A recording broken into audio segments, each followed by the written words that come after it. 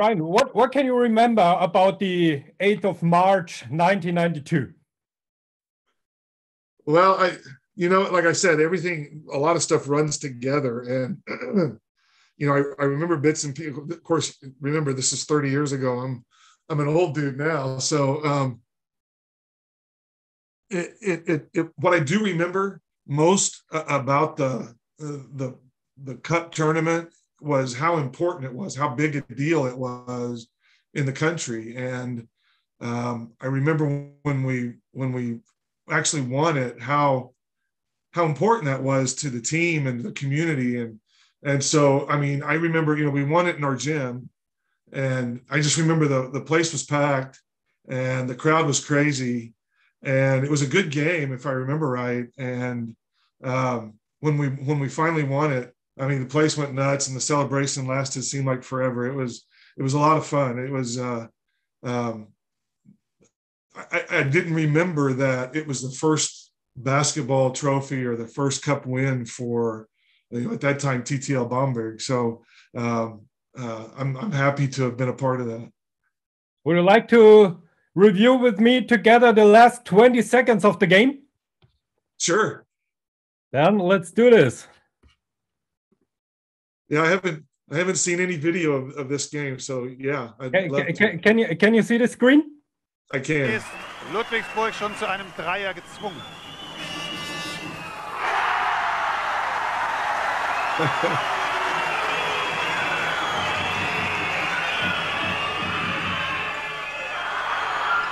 Bucknell hat's versucht. Jochen versucht's. No rebound from Brian Martin, huh? Sie hörten ein Dreier. Es geht weiter. 2 Sekunden vor Spielende mit Sprungball. It's 2.2 seconds before, and you already knew that was it, right? That was the game. Yeah. At that point, it was good to go. And then it was the most important. Sie haben nur 3 Punkte the most important tip-off in your career, wasn't it? A jump ball, yeah.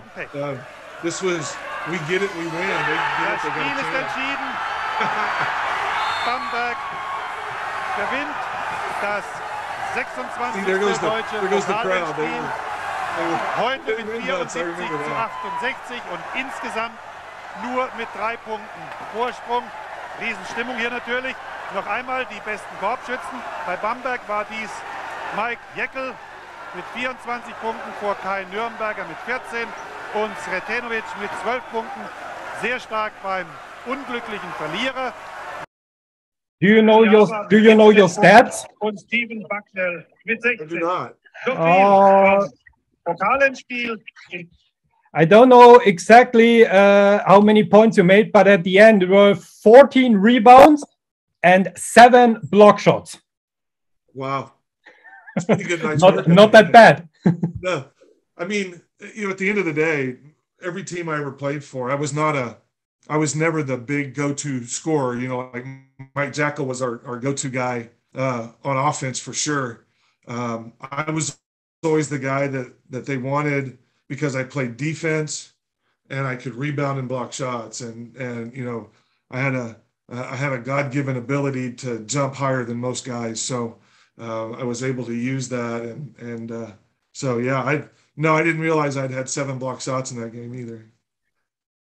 Peter Cole remembered after the game, he said you all drank 100,000 liters of Bamberg beer. Is that right? I don't know the exact number, but it was probably pretty close to that. Yeah, and I think he probably led the charge. I think so too. And nobody, either Peter Cole nor Volkmar Zapf, Roland Back, or Henrik Gese, could remember the next game. The first game after the cup. Nobody knows against who or what was the result, and nobody knows that. I couldn't tell you either. Yeah, I don't even know if we showed up for the next game. I don't know. I think we partied for a long time and celebrated for a long time after that. Oh yeah. Yeah. Do you have are you still in contact with some of the guys, or is it just a part from your life and that's it? No, it's very rarely do I have some contact. I'm on Facebook with friends on Facebook with Kai and Michelle Nürnberger. They're living here in the States, and I am with Peter Cole as well. The last I heard, he was in Florida somewhere. Yeah. And then there was a player in the next year, Robert Reisenbuchler, played with us the next year after that. And he and I are friends on Facebook. So, and I think he's in Romania or somewhere. He's in Eastern Europe. He's in Europe somewhere. I don't know where, but every once in a while he'll pop up. But other than that, I don't think I've talked to anybody else. But what do you remember about Bamberg, about the city, about maybe about the fans, the crowd? You've seen the pictures, the film afterwards. It was incredible for that time. Yeah, first of all, the fans were great, and it seems like, if I remember right, and this is no criticism of the fans at all, but it seemed like we had to teach them how to cheer for a basketball game instead of a soccer game. And so, football over there is huge, and at that 30 years ago, it wasn't as big here as it is now, but they still like to cheer like they were in a soccer game. And so I would do different things like, raise my hands and do stuff like that to try to get them to yell at certain times. But they were always very, very responsive to the game itself. It seemed like they all knew what was going on, and the cheers were very loud, and the fans were great. I mean, they treated me and my family really well. Walking around town, if they saw me, they would always say hi. But Bamberg itself, the town, I think we really liked it there. And like I said, we were there for 2 seasons in a row. The town is at the time it was a 1,000-year-old town or whatever. And, us Americans, we don't have anything that old.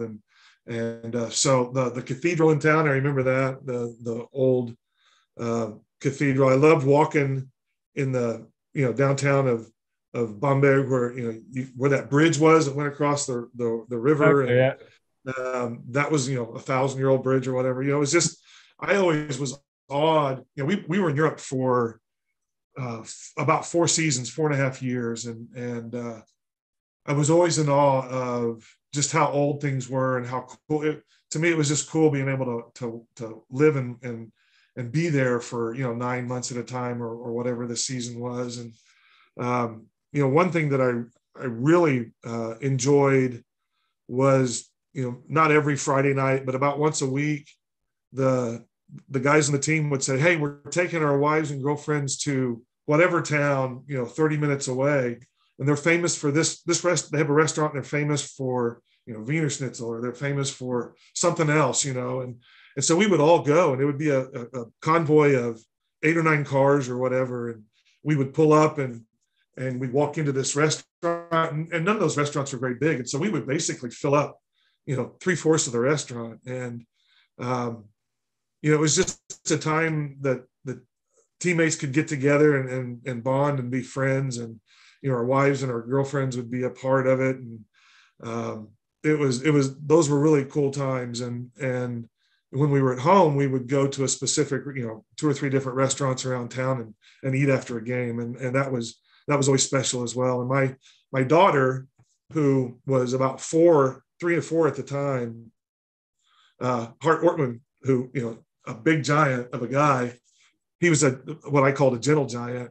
She loved to sit in his lap, and he would talk to her. And so it was just those kinds of things among the teammates it was a lot of fun, and it made it really special. And like I said, just being over there and living and being a part of it was just a lot of fun.